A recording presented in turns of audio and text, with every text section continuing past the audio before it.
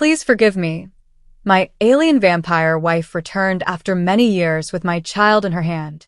The night the twin moons of Valyria rose blood-red, I stood on the balcony of my lonely cabin, the wind cold enough to bite bone. The forests whispered like 1,000 old ghosts. I had lived here for 7 years, 7 long, silent years since the day my wife vanished without a word. My alien wife. My vampire wife. My everything.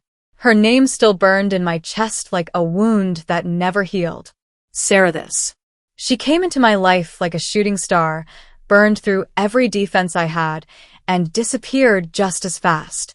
And I, foolish, human, hopeless, waited for her. Every sunrise, every lunar tide, every year, until the night everything changed. A scent hit the air, sweet, metallic, ancient. A scent that lived in my dreams. My heart stopped. No, it couldn't be. But the shadows in the treeline stirred. The wind froze. And a whisper I knew better than my own heartbeat drifted through the night. Kale. My breath broke. My knees almost gave out. Then she stepped out. Tall. Luminous. Eyes glowing crimson like forbidden fire. Her obsidian hair flowed in the wind, and her skin shimmered with that ethereal silver glow her species carried. But that wasn't what destroyed me. It was the tiny figure in her arms.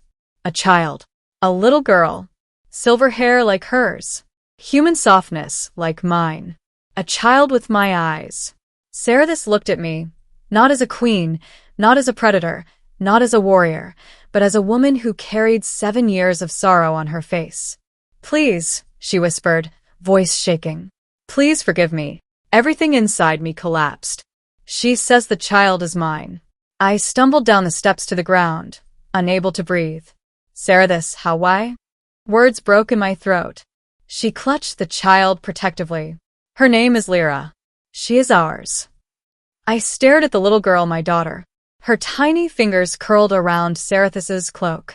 She blinked up at me with eyes that glowed softly with a vampiric light. A strange, beautiful combination of alien and human. My chest tightened painfully. You left me, I whispered. 7 years. You vanished. Sarathis lowered her gaze. To protect you. I shook my head. From what? She hesitated, fear, guilt, love battling behind her eyes. From my people. My blood ran cold. They discovered I bonded with you, a human. They ordered me to return alone. They threatened to destroy you if I disobeyed. Her voice cracked. But I was already carrying Lyra. And if they learned what she was, they would have taken her. Experimented on her. Used her. I clenched my fists. So, you left to protect her? And you. She wiped a trembling tear. Alien vampires didn't cry easily. But she did now. I hid our child for years, waiting for the day I could return to you. But today, she swallowed. They found us. The ground shook. A sound howled through the sky. She looked up with terror. They're coming. The vampire hunters arrive. The sky tore open with a screech of metal. 3 dark ships descended, wings shaped like skeletal blades. Their engines screamed like dying beasts. The Valyrian hunters. The deadliest in the galaxy. They landed with brutal force, and armored warriors marched out, cloaks trailing, fangs gleaming under moonlight. Their leader stepped forward, a 7-foot titan, skin like violet stone, eyes glowing redder than Sarathis's. Sarathis of the bloodline Astrix, he boomed. You disobeyed the queen. You bred with a human. And you birthed an abomination. Lyra whimpered and curled into Sarathis's neck. Every instinct in me snapped. I stepped in front of them. She's not an abomination. She's my daughter. The hunter's gaze bored into me, with contempt. A fragile human male speaks? Bold. Sarathis growled, baring her fangs. Touch him, and I'll tear every rib from your spine. He smirked. You always were impulsive. She shifted Lyra into my arms. I froze. Sarathis had never once placed anything she valued in the hands of another. But now she gave me her child, our child, without a second thought. Kale, she whispered. Run. No. Please, her voice cracked.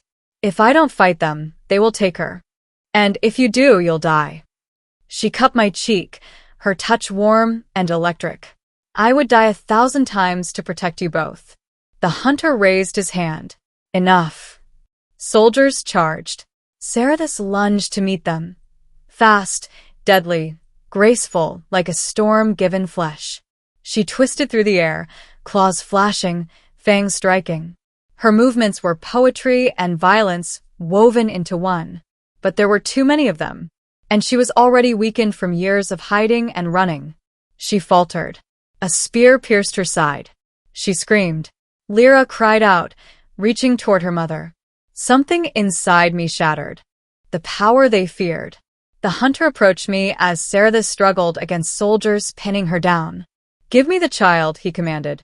If you take her, I growled. You will have to kill me first. He smiled cruelly. Gladly. He raised his blade. And then, my vision blurred. My ears rang. My heartbeat thundered like a storm. Lyra's small hand clutched my shirt, and a surge of power burst from her tiny body into mine like a lightning strike. My knees buckled. My veins glowed silver. My eyes burned. The hunter stumbled back. Impossible. Sarathis lifted her head in shock. Kale, your mind, it's syncing with hers. Energy erupted from my body, a shockwave of silver and crimson light blasting outward. Hunters flew through the air like rag dolls, their armor cracking upon impact. I stood panting, the ground trembling under my feet. What is happening to me? I gasped. Sarathis looked at me with a mix of awe and fear. You bonded with our daughter. Humans were never supposed to be able to channel astrovampiric energy. But you, Kale, you always defied the impossible. The hunter, furious now, roared and charged. I stepped forward instinctively. Silver flames burst along my fists. His blade swung. I caught it with my bare hand. Metal cracked. The hunter's eyes widened in horror. Your blood, he hissed. What are you? I looked at Lyra, who smiled up at me with trust and innocence. I'm her father. And I punched him so hard his armor shattered like glass. He crashed into a tree with a thunderous crack. The hunters panicked. Retreat. They scrambled back into their ships. Engines roared. The forest shook as they fled into the night sky without looking back. Silence fell. A family reborn. My knees finally gave out. I held Lyra tight, breathing hard, the silver glow fading from my body. Sarathis crawled toward me, blood staining her side. I rushed to her. Sarathis. I pressed my hand to her wound. Hold on. She cupped my face again, smiling softly despite the pain. Kale, you protected her, you protected us. You thought I wouldn't? My voice broke. You left because you thought you had to protect me. But we should have protected each other. She lowered her gaze, shame filling her voice. I was a coward. I feared losing both of you. And I waited 7 years for you to come home. A tear slipped from her eye. Can you forgive me? Please forgive me. I lifted her chin gently. I forgave you the moment I saw you again. Her breath trembled. Then she kissed me, desperate, trembling, full of 7 years of longing and pain and love. Lyra giggled, tiny fangs peeking from her smile. Sarathis looked down at her daughter, brushing her hair tenderly. Lyra, to meet your father. A warmth bloomed inside me so powerful I couldn't speak. I kissed my daughter's forehead. She clung to my neck. My family, broken, scattered, hunted, was finally whole. The queen comes for us. Days passed. Sarathis healed slowly, resting with her head on my lap as Lyra played with glowing forest fireflies. But trouble was only growing. The hunters didn't give up. They went to the queen, the one who ruled the vampire empire, the one Sarathis defied, the one who wanted Lyra destroyed. Her ship appeared like a shadow blotting out the sky. Massive, Silent. Terrifying. Sarathis froze. It's her, she whispered. The ship descended. A tall woman stepped out, pale as moonlight, eyes flaming scarlet, presence radiating ancient power. The vampire queen. The forest bowed in her presence. She looked at Cerathis with cold disappointment. You betrayed your bloodline. Cerathis stepped in front of us. If you want them, you'll have to kill me first. The queen's gaze drifted to Lyra. The little girl trembled and hid behind my leg. You dare birth a hybrid child? The queen hissed. You endanger the balance of our species. I stepped forward, my voice steady, unshaking. She is not a danger. She is the future. The queen glared. Humans are weak. I met her gaze without fear. Humans love fiercely. Humans protect what's theirs. And right now, I am what stands between you and my daughter. The queen raised her hand. Lyra cried out, and the world exploded in silver light. The bond between Lyra, Cerathis, and me ignited. A pillar of energy shot upward, tearing clouds apart, shaking the ground. The queen shielded her face, stumbling back. What power is this? Cerathis's eyes glowed pure silver. It is what you were always afraid of. Humans and astro-vampires united. I stepped beside her, lifting Lyra in my arms. Our family. The queen stared at us, fear finally breaking through her mask. She knew she couldn't win. She took one step back, then another, and finally, she bowed. Very well. The child lives. The union stands. You have created something evolution cannot deny.